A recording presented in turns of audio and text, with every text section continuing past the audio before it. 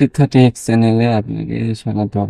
আজ আমি দেখাবো ঘরে বসে অনলাইনে চারিত্রিক সনদপত্রে আবেদন করতে হয়। তাহলে যাওয়া যাক এবং ভিডিওতে। যে কোনো ব্রাউজারে এসে সার্চ করবেন প্রত্যয়ন.gov.bd লিখে সার্চ করলে এইরকম একটা ইন্টারফেস দেখতে পাবেন। এই সাইটটি তৈরি করা হয়েছে মূলত সনদপত্রের জন্য, অর্থাৎ অনলাইন সার্টিফিকেট সিস্টেম। এই সাইটে আপনারা বিভিন্ন রকমের সনদপত্রের জন্য আবেদন করতে পারবেন। কোন সনদপত্রে কিভাবে আবেদন করতে হয় তা আমি পর্যায়ক্রমে একটি করে ভিডিও আপলোড করতেছি, দয়া করে আপনারা দেখতে থাকুন। ইতিমধ্যে আমি ওয়ারিশ সনদ, পারিবারিক সনদ, উত্তরাধিকারী সনদ, তারপর জাতীয় সনদ, নাগরিকত্ব সনদের ভিডিও তৈরি করেছি। আপনারা চাইলে সেগুলো দেখে আসতে পারেন।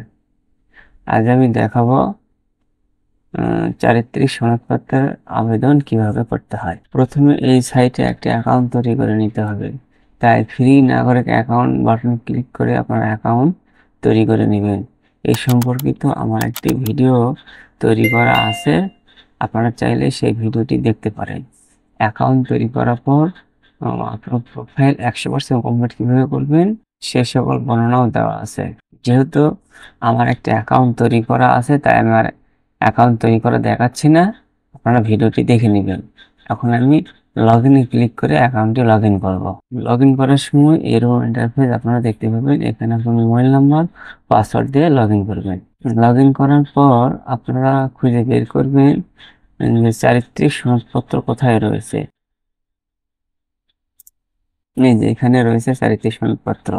এই চারিত্রিক সনদপত্র ক্লিক করবেন। চারিত্রিক সনদপত্রে ক্লিক করার পর এরকম একটা ইন্টারফেস দেখতে পাবেন। চারিত্রিক সনদপত্রের আবেদনের জন্য কি কি প্রয়োজন তার একটা সনদের বিবরণ দেওয়া আছে। যেমন আপনার ছবি লাগবে, আপনার ভোটার আইডি লাগবে, আপনার পিতামাতার নাম লাগবে, আপনার বর্তমান ঠিকানা লাগবে, আপনার স্থায়ী ঠিকানা লাগবে। এখানে আপনার ভোটার আইডি যদি না থাকে আপনাদের জন্ম নিবন্ধন নম্বরটি হলেই হবে।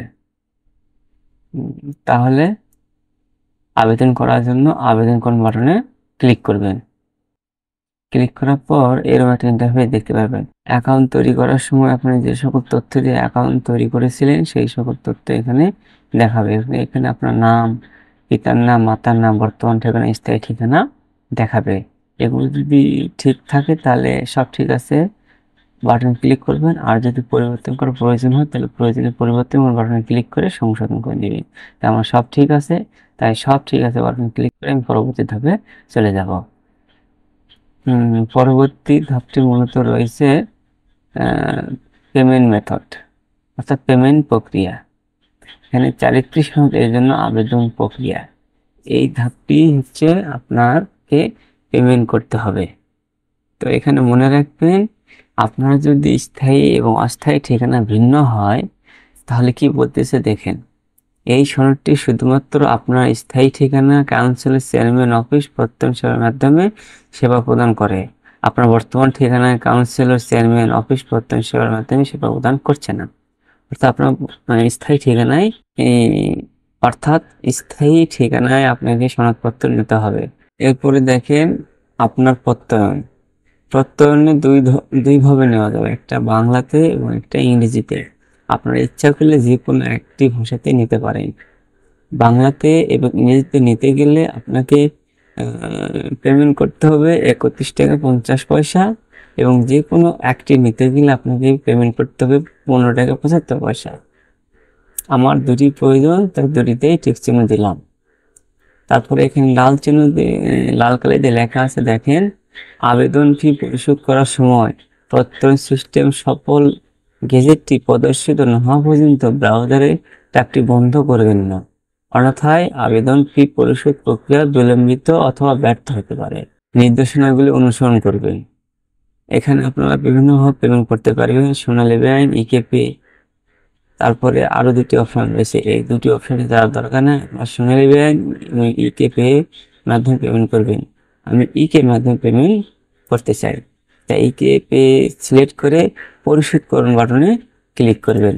ক্লিক করার পর এরকম একটা ইন্টারফেস আপনারা দেখতে পাবেন। এখানে রয়েছে মোবাইল ব্যাংকিং রয়েছে, বিকাশ, নগদ, উপায়, রকেট ইত্যাদি। তারপর কার্ডে রয়েছে মাস্টার কার্ড, ভিসা কার্ড, এগুলোর মাধ্যমে আপনারা পেমেন্ট করতে পারবেন। Internet banking, AB bank, bank Asia, Islami bank, BRAC bank, এই কটি ব্যাংকের মাধ্যমে আপনারা পেমেন্ট করতে পারবেন। তারপর রয়েছে ওয়ালেটের মাধ্যমে আপনারা পেমেন্ট করতে পারবেন। তবে আপনি মোবাইল ব্যাংকিং এর মাধ্যমে পেমেন্ট করবেন। মোবাইল ব্যাংকিং এর মাধ্যমে পেমেন্ট করতে গেলে আপনাকে বিকাশ, নগদ, রকেট, উপায় যে কোনো একটি সিলেক্ট করতে হবে। আমি বিকাশ সিলেক্ট করতেছি। বিকাশ সিলেক্ট করার পর এখানে টার্মস অ্যান্ড কন্ডিশন বাটনে টিক চিহ্ন দিবেন, দেওয়ার পর পে নাও বাটনে ক্লিক করবেন। পরবর্তী ধাপে আপনাকে বিকাশ নাম্বার দিতে হবে। বিকাশ নাম্বার দেওয়ার পর কনফার্ম বাটনে ক্লিক করবেন। পরবর্তী ধাপে আপনার ফোনে একটা ওটিপি কোড যাবে 6 সংখ্যার, সেই 6 সংখ্যার কোডটি এখানে বসিয়ে দেবেন। যদি কোড যেতে দেরি হয় তাহলে রিসেন্ড বাটনে ক্লিক করে পুনরায় আপনার ফোনে কোড পাঠিয়ে দিবেন। কোড দেওয়ার পরে আপনি কনফার্ম বাটনে ক্লিক করবেন। এরপর আপনার বিকাশ পিন নাম্বারটি দিবেন, দেওয়ার পর কনফার্ম বাটনে ক্লিক করবেন। এরপর কিছুক্ষণ অপেক্ষা করার পর ভেরিফিকেশন সাকসেসফুল লেখা দেখাবে। তারপর কিছুক্ষণ অপেক্ষা করবেন। এরপর আপনাকে এরকম ইন্টারফেস দেখাবে, পেমেন্ট সাকসেসফুল। এই পেমেন্ট সাকসেসফুল লেখাটি দেখানোর পর আপনি কিছুক্ষণ অপেক্ষা করবেন।